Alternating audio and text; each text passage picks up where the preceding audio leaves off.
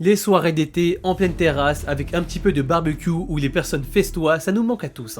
On n'a qu'une hâte, c'est que les beaux jours reviennent pour enfin pouvoir faire des barbecues entre amis. Mais comme vous regardez une vidéo de Kratos et Joe, et encore une fois on va vous plomber le moral, on va vous montrer que c'est lors des soirées d'été qu'il faut parfois de plus se méfier. Juste avant ça, on va t'interrompre 2 petites secondes pour te dire que cette vidéo a été tournée fin 2021, donc il y a peut-être des petites incohérences au niveau des dates. Le planning a été quelque peu modifié, mais pour 2022, on revient avec beaucoup de surprises que vous pourrez voir d'ici la semaine prochaine.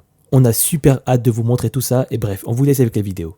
Bonsoir et bienvenue dans cette nouvelle vidéo en compagnie de Kratos Et de Joe. Et ce soir, on est reparti pour le thread d'horreur numéro 48. Bon, bien sûr, on n'était pas là pour plomber l'ambiance, on espère qu'on vous a pas fait plomber votre morale, mais ce soir, on est reparti pour 2 threads d'horreur sur le thème de la soirée. En attendant les beaux jours, c'est le meilleur qu'on puisse vous donner, alors préparez votre imagination. Tradition oblige, on vous remercie de nous suivre, on vous remercie pour tous les gentils commentaires que vous mettez en dessous des vidéos, vraiment c'est un énorme boost avec vos likes, c'est vraiment parfait. N'hésitez pas également à vous abonner si vous voulez nous suivre, à nous rejoindre sur les réseaux sociaux. D'ailleurs, si vous nous rejoignez sur Discord, n'hésitez pas à accepter les règles pour pouvoir écrire dans les salons. Et nous, on est parti pour la première histoire.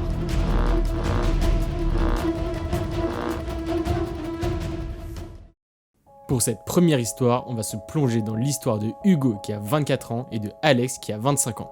Et les deux compères sont des amis qui se connaissent depuis très longtemps. En fait, ils se connaissent depuis le collège, ils ont effectué la plupart de leur scolarité ensemble et ils ont toujours été de très bons amis. Et c'était à tel point qu'une fois les études supérieures arrivées, ils vont décider de se mettre en colocation même s'ils faisaient des études différentes. Et tout se passe très bien, la cohabitation est nickel, ça fait déjà 1 an qu'ils habitent ensemble et tout se passe vraiment nickel. Un jour, les deux amis décident d'aller en soirée ensemble, ils ont clairement l'habitude, c'est pas la première fois que ça arrive. Pour y aller, c'est pas à côté et en plus c'est assez tard, du coup ils doivent prendre un bus de nuit. Il était vraiment tard et dans leur ville, c'était à cette heure-là le seul moyen de se déplacer. Malheureusement, le trajet ne va pas si bien se passer que ça parce qu'ils vont être dérangés par 5 gars qui se trouvent à l'arrière du bus. Les gars, ce sont vraiment les gars typiques hyper relous. Ils parlent super fort, ils ont la musique qui est à fond. Ils sont assis un peu n'importe comment, ils ont les pieds partout sur les sièges. Bref, on les connaît certainement tous. Bon, ils vont décider de ne pas les calculer. Comme nous tous, c'est pas la première fois qu'ils voient des gens comme ça, c'est pas non plus la dernière. Du coup, ils vont décider juste d'attendre que leur trajet se termine. Ils vont juste espérer que les gars ne les abordent pas et ça va être le cas jusqu'au dernier moment. Parce que le moment où ils arrivent à leur arrêt, les gars vont descendre aussi et ils vont commencer à leur demander où est-ce qu'ils vont. Vu qu'à ce moment-là, Alex et Hugo étaient plutôt bien habillés, ils vont commencer à insister, à demander s'ils allaient à un gala, s'ils allaient à une soirée, ils vont vraiment commencer à leur poser plein de questions. Clairement, ils n'ont pas du tout envie que ces personnes-là sachent où ils vont, ils n'ont pas du tout envie de les voir arriver à leur soirée, du coup ils vont tout faire pour esquiver le sujet et pour répondre à côté. Au bout d'un moment, il y a un des gars qui va sortir quelque chose de sa poche et là, Alex et Hugo vont tout de suite comprendre qu'il s'agit en fait d'un sachet de substances illicites. Ils vont bien entendu leur proposer s'ils avaient envie d'en acheter parce qu'ils pouvaient leur procurer s'ils le voulaient. Et bien entendu, Alex et Hugo vont refuser, ils vont se dire qu'en fait c'était pour ça qu'ils les avaient abordés et donc ils vont se retourner pour partir. Ils vont finalement réussir à se débarrasser d'eux, mais en partant, ils vont clairement entendre que les gars sont en train de se moquer d'eux ouvertement. Bref, ils oublient toute cette histoire et ils commencent à se diriger vers la maison où ils allaient, qui était à peu près à 15 minutes à pied. Sauf qu'ils vont se rendre compte que 10 mètres derrière eux, il y a quelqu'un qui est en train de les suivre. Clairement, en se retournant, ils vont tout de suite reconnaître le gars, c'était une des personnes qui était dans le groupe de gars de tout à l'heure, mais sauf que c'est bizarre, cette fois, il est complètement tout seul. Ils vont donc être plutôt rassurés, parce que voilà, ils sont quand même 2, mais Hugo va remarquer que Alex change de comportement, il est un petit peu stressé alors que Hugo, lui, ne l'est pas. Finalement, après 5 minutes dans cette situation, le gars qui était derrière et qui était juste en train de traîner la patte va commencer à courir vers eux. C'est hyper soudain, du coup Hugo et Alex ne savent pas quoi faire, ils ne savent pas si eux aussi doivent se mettre à courir, ils ne savent pas si le gars vient pour eux, s'il est là pour les agresser. Ils restent donc là plantés à ne pas savoir quoi faire. Ils entendent le gars en train de crier dans leur direction, il a l'air d'être en train de dire de ne pas bouger, de rester là. Bref, ils ne comprennent vraiment pas ce qu'il dit à ce moment-là. Hugo dit à Alex que tout va bien se passer, il lui dit de se calmer, mais Alex commence à vraiment stresser. Et alors que pendant tout ce temps, ils hésitaient à courir, ils auraient malheureusement peut-être dû le faire. Et ils avaient clairement raison parce qu'une fois à leur hauteur, le gars va leur demander de sortir leur portefeuille pour lui donner. Hugo, qui est quand même assez calme à ce moment-là et qui sait que Alex est en train de stresser, va prendre les choses en main. Tout doucement, il va essayer de se rapprocher du gars en essayant de le calmer pour essayer de le raisonner. Mais le gars en question ne veut pas parler, du coup il va s'énerver et il va plaquer Hugo contre un mur. À ce moment-là, alors que Hugo est quand même hyper choqué, ce qu'il va voir va le choquer encore plus. Parce que alors qu'à ce moment-là, le gars était en train de lui prendre son portefeuille, il voit derrière son coloc Alex se barrer en courant sans même l'aider.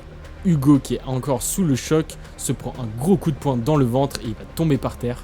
Le gars va complètement le dépouiller, il va lui prendre son portable, son portefeuille, tout, et complètement sonné et impuissant, il va voir alors qu'il est par terre, son coloc et l'agresseur partir dans des directions opposées. À ce moment-là, tout s'est passé tellement vite, Hugo il réfléchit à 1000 à l'heure, il se demande vraiment ce qui vient de se passer, et après avoir repris ses esprits, il va décider de ne même pas aller à la soirée et juste de rentrer chez lui. Sans surprise, en arrivant chez lui, il va voir son ami et son coloc, Alex. Bien entendu, Alex se sent hyper mal, il va commencer à lui donner plein d'excuses, il va commencer à essayer de se justifier. À ce moment-là, c'est quand même très dur pour Hugo, il a du mal à digérer ce qui vient de se passer, il est quand même très vénère et il va même pas décider de porter plainte parce qu'il a entendu plein de personnes dire que ça servait à rien, même si en vrai il aurait dû. Finalement, le temps va passer, Hugo va finir par pardonner Alex de cette histoire. Mais il se souviendra quand même toujours de cette soirée où le plus gros choc qu'il a eu n'était pas l'agresseur, mais le sentiment d'être complètement trahi.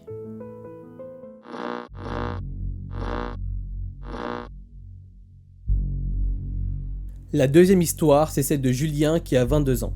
Julien, comme pas mal de personnes de son âge, fait des études et il est notamment en école d'audiovisuel. Franchement, il est super épanoui, il dit qu'il n'y a pas énormément de personnes dans sa promo et que donc il a bien le temps d'apprendre les choses un peu plus subtilement. Mais outre sa formation qui est plutôt de qualité, il est super content parce qu'il a une promo qui est géniale où tout le monde se connaît et où la bonne ambiance est vraiment la règle.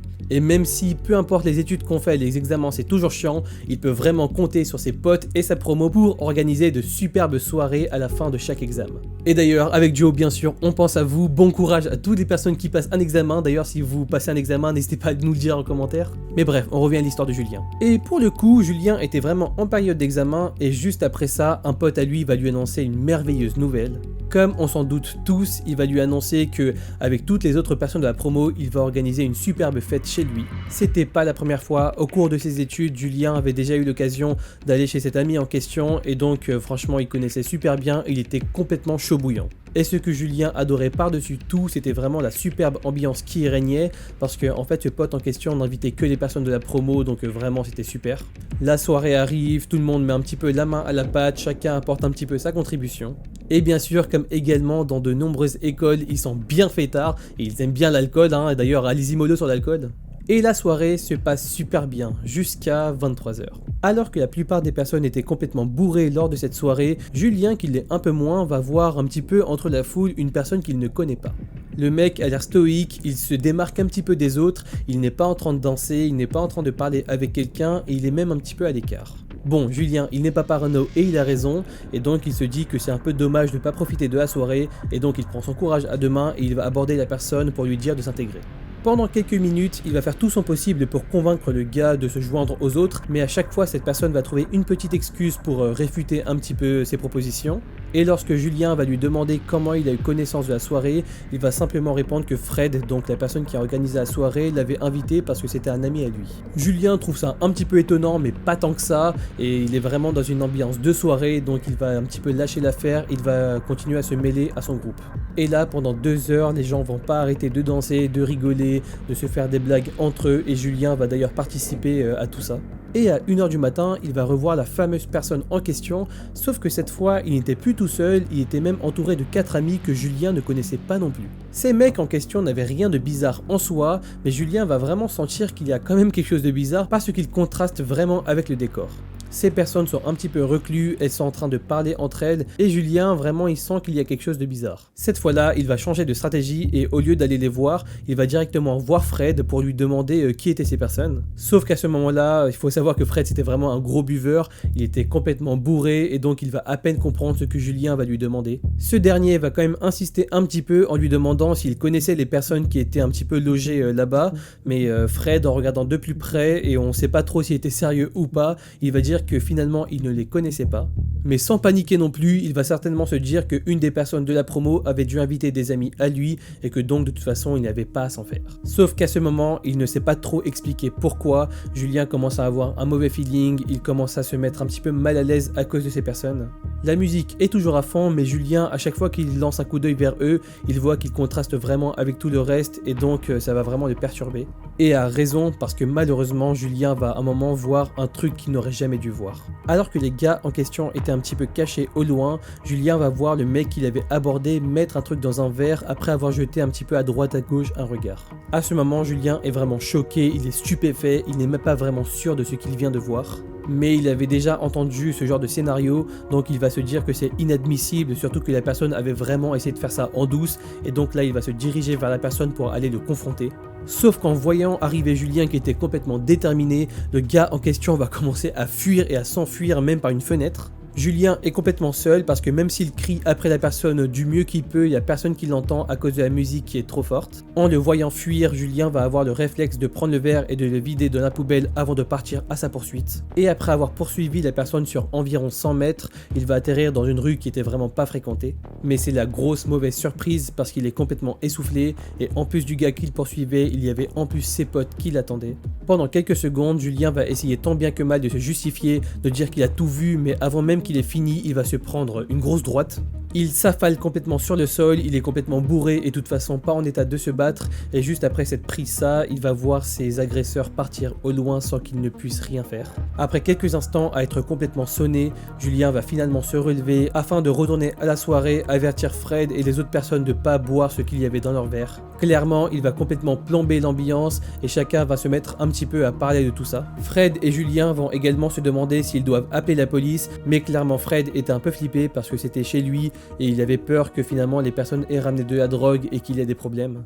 Bref, la soirée va passer, ça va quand même foutre un gros coup à l'ambiance, mais au bout de quelques instants, chacun va essayer de dédramatiser pour essayer de profiter de la fin de soirée. À la fin de soirée, quelques filles vont complètement tomber de fatigue, et c'est le lendemain matin en se réveillant qu'elles vont se rendre compte qu'elles n'ont quasiment aucun souvenir de la veille. Et ce qui est vraiment étrange, c'est que c'était seulement les filles à qui c'était arrivé. Alors est-ce que c'était lié à l'alcool ou à des substances illicites qu'on leur aurait fait ingérer? Ni Julien ni nous ne le saurons, mais après ça, chacun va faire beaucoup plus attention. Et toute sa promo n'oubliera jamais que même pendant les plus grosses soirées, il faut toujours penser à fermer sa porte. Ah là là, en tout cas, après avoir entendu cette histoire, j'espère que Joe ne me laissera pas tomber comme Alex l'a fait. Non, clairement, si vous avez des potes, ne faites pas ça. Ayez confiance en vous et aidez-vous, entraidez-vous. Non, c'est quand même affligeant que ce genre d'histoire peut arriver, en tout cas, même si ça peut faire rire plus d'un, malheureusement, c'est des choses qui sont déjà arrivées. Alors on espère que vous, qui êtes la meilleure communauté, ça va pas vous arriver et que vous allez tous vous entraider. Bref, en tout cas, nous, ça nous fait toujours autant plaisir de vous faire des threads d'horreur. On arrive en fin d'année, donc encore une fois, bonne fête de fin d'année. On a beaucoup de projets pour 2022, donc si vous ne voulez pas rater tout ça, n'hésitez pas à nous suivre sur tous les réseaux sociaux qui s'affichent juste là et à vous abonner aussi et à mettre la cloche. Bon bah je pense qu'il n'y a rien à rajouter, Joe a tout dit, donc je pense qu'on va simplement vous souhaiter une très bonne soirée, des très bonnes fêtes. On vous dit à la prochaine, c'était Kratos et Joe, ciao. T'es en retard là. Putain, j'attendais ça. Fin de tournage. Allez. Done. Bon.